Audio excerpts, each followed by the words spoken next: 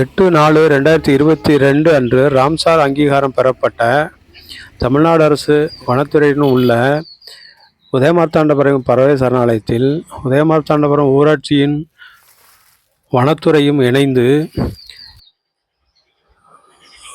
Plastic குப்பைகள் அப்புறப்படுத்தப்பட்டது.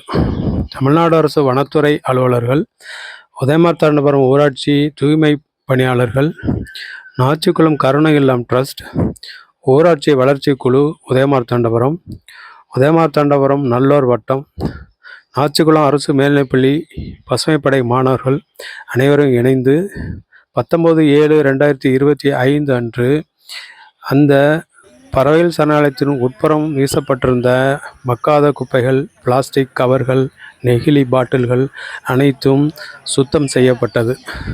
இந்த நிகழ்ச்சி